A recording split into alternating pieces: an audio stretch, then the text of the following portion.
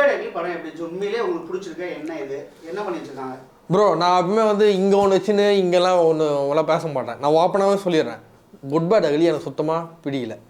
ஏன்னா வந்து இது வந்து படம் மாதிரியே கிடையாது. இது எப்படி இருக்குது அப்படின்னா, தலை படத்தோட மேஷப்லாம் எடுத்து அப்படியே போட்டு ஒரு வீடியோவாக ஃபார்ம் பண்ணி தலைக்கு வந்து லுக்கை மட்டும் சேஞ்ச் பண்ணி அதை அப்படியே ரிலீஸ் பண்ண மாதிரி தான் இந்த படம் இருக்குது. அதனால் வந்து குட் பை அக்லி வந்து எனக்கு சுத்தமாக இன்ட்ரெஸ்ட்டே கிடையாது. பார்க்கும் போது எனக்கு ஒரு ரியாக்ஷனுமே வரல, அப்படியே டல்லாக தான் உட்காந்து பார்த்துருந்தேன். எந்த ஒரு காமெடிக்கும் சிரிப்பு வரல, மாசின்னு சொல்கிற மாதிரியும் எதுவும் இல்லை. ஏன்னா மாசின் வந்து நீங்கள் லுக்கில் மட்டும் எடுத்துகிட்டு வர முடியாது. மாசுனா எப்படின்னா, ஒரு படம் நீங்கள் எடுக்கிறீங்கன்னா அந்த படத்தில் வந்து ஆட்டோமேட்டிக்காக அந்த கண்டென்ட்னால மாசின்ஸ் கிரியேட் ஆகணும், அந்த படம் உள்ளே கிரியேட் ஆகணும். நீங்கள் என்ன பண்ணுறீங்க அப்படின்னா, பழைய படத்துலேருந்து இந்த சைடு பில்லான்றீங்க, திடீர்னு தீனான்றீங்க, திடீர்னு மங்காத்தான்றீங்க, இதெல்லாத்தையும் உள்ளே போட்டு அந்த லுக்குனால மாஸ் கிரியேட் ஆகணும்னு நினச்சிங்கன்னா அது முடியாது. ஏன்னா அந்த படம் வந்து கல்ட்டு கிளாசிக். அதெல்லாம் அந்த கல்ட்டு கிளாசிக்லாம் எடுத்து நீங்கள் வந்து ஒரு படமாக ஃபார்ம் பண்ணணும்னு நினைக்குது வேஸ்ட்டு. அதனால் வந்து ஆதி ரவிச்சந்திரன் மேலே நான் செம கடுப்பில் இருக்கிறேன். ஏன்னா இந்த மாதிரி ஒரு படத்தை வந்து குத்துறதுனால தலையோட பழைய படங்களை, அதாவது டாப் ஹிட்டான படங்களை கூட அசிங்கப்படுத்துகிற மாதிரி ஒரு படமாக தான் இந்த குட் பை அக்லி குத்துருக்காருன்னு நான் சொல்லுவேன். கதையாக தேர்மா? கதையே இல்லையா? எங்கே வந்து தேரோம் கதை? என்ன அந்த கோட்டு படம் கதை மாதிரி தான் இருக்குது. நான் பையன் வந்து மாட்டிப்பான், பையனை வந்து திருத்தணும், அதனால் வந்து நான் பையன் டானாகவே வரேன். அதில் வந்து பையன் ஆஃபீஸராக வந்து உள்ளே வருவாங்க. இதில் வந்து பையன் கேங்ஸ்டர் தான் நான் ஓஜி பண்ணுறேன் கீஜி பண்ணுறேன் சொல்லிட்டு உள்ளாருங்கிறாரு. அது பண்ணுறது பார்த்தீங்கன்னா அது ஏன் கேங்ஸ்டர் ஆனாலாம் ஒரு கேவலமான ஒரு ஸ்டோரி அவனு சொல்கிறாங்க. இந்த ப்ரொஃபஸருன்றானுங்க, ஜான்விக்குன்றானுங்க, டாங்லின்றானுங்க. அதுவும் அது ஒரிஜினலோட கார்ட்டூனை போட்டு ஒரு என்ன சொல்லுது, அதெல்லாம் எதுக்குறா அந்த சீன்லாம் வச்சிங்க அப்படின்ற மாதிரி ஆயிடுச்சு. ஒரு ரீசனே இல்லை படத்தில். அதான் நான் ஒரிஜினலாக அதான் உண்மை, ஒரு ரீசனே இல்லாமல் தான் படம் போயினுது. ஒரு கேங்ஸ்டர் இப்போ பாஷா தூக்கினீங்கனாலே சூப்பர் ஸ்டாருக்கு வந்து அந்த மாதிரி ஒரு அருமையான ஒரு ஃப்ளாஷ்பேக் ஒன்று வச்சுருப்பாங்க. அதனால தான் வந்து நம்மளால் அவரோட நல்ல ஒரு ஒரிஜினலான கேங்ஸ்டராக நம்மளால் நம்ப முடிஞ்சுது. இவர் வந்து ஒரிஜினல் ஓஜி கேங்ஸ்டர்ன்றீங்க, சம்பவம்ன்றீங்க, அந்த சம்பவம்லாம் எங்கே நடந்ததுன்னே தெரில. அப்படியே வந்து சிம்பிளாக முஸ்டிங்கன்ற மாதிரி தான் எனக்கு ஃபீல் ஆச்சு. சும்மா வாயில் மட்டும் பில்டப் மட்டும் ஏற்றி ஒரு கேங்ஸ்டர் ஃபார்ம் பண்ண முடியாது. எந்த ஒரு கேங்ஸ்டர் படமாக இருந்தாலும் ஃப்ளாஷ்பேக் முக்கியம். கேஜிஎஃப் முதற்கொண்டு எல்லா படத்துலையும் கேங்ஸ்டர் படத்துலையும் வந்து அந்த ஃப்ளாஷ்பேக் நல்லா தரமாக இருந்ததுனால தான் அந்த கேங்ஸ்டரை மக்கள் ஏற்றுக்கினாங்க. நீங்கள் ஃப்ளாஷ்பேக் எதுவுமே கொடுக்காம சும்மா ஈஸியாக ஒரு கார்ட்டூனை வச்சு கேங்ஸ்டர் ஃபார்ம் பண்ணதெல்லாம் ஏற்றுக்க முடியாது. அதை வந்து மக்கள் வந்து கண்டிப்பாக அக்செப்ட் பண்ண மாட்டாங்க. கண்டிப்பாக இது வந்து கொஞ்சம் டல்லு தான் குட் பை அக்லி. என்ன இருந்தால த்ரிஷா, மங்காத்தால த்ரிஷா, விடாமுயற்சியில த்ரிஷா, த்ரிஷா த்ரிஷா த்ரிஷா, ஏன் உங்களுக்கு வேற ஹீரோயின் கிடைக்கலையா? இல்லை அந்த கெமிஸ்ட்ரி எப்படி இருந்துச்சு தெரில. அது வந்து மேபி அது அந்த கெமிஸ்ட்ரி நல்லா இருக்குது அப்படின்னு மக்கள் நினச்சினுக்கிறாங்கன்னு சொல்லிட்டு அதையே போடுறாங்க பொழுது. ஆனால் நான் ஓப்பனாக சொல்கிறேன், எனக்கு குட் பை அக்லி இதுலேருந்தே எனக்கு பிடிக்கல த்ரிஷா. இதுலேருந்து நம்ம விடாமுயற்சியிலேருந்தே த்ரிஷா வந்து அஜித்துக்கு செட் ஆன மாதிரி தெரில. ஏன்னா அது ஒரு மாதிரி டல் ஃபீலிங் தான் கொடுக்குது.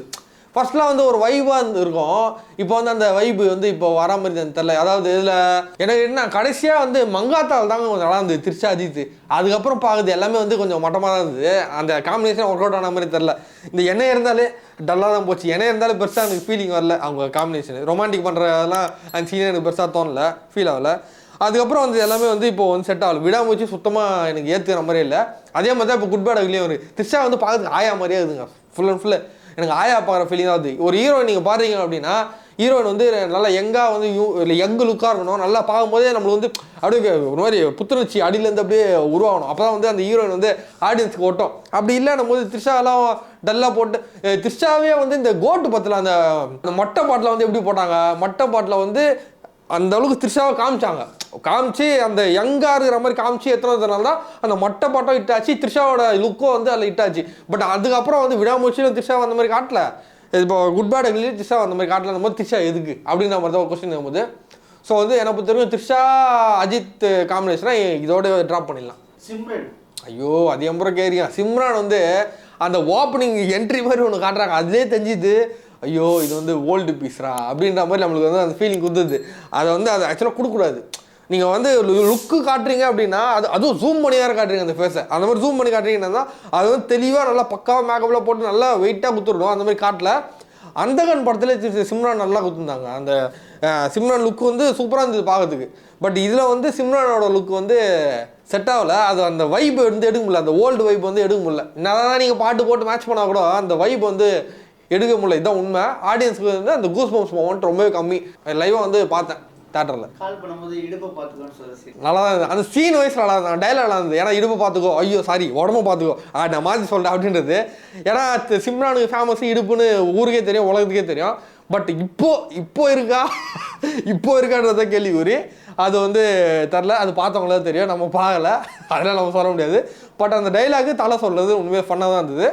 பட் சிம்ரானுக்கு இப்போதைக்கு அந்த வார்த்தை கிடையாது. தலையோட வில்லன் ஜாக்கி ஷெராஃபா அர்ஜுன் தாஸா? தலைக்கு வந்து 2 பேருமே மொக்கங்க, 2 பேருமே மொக்க. தலைக்கு வந்து என்ன ஒரு வெயிட்டான வில்லனை போனால் நீங்கள் வந்து அர்ஜுன் தாஸ் போய் போட்டுருக்கீங்க, இதே தெரியல.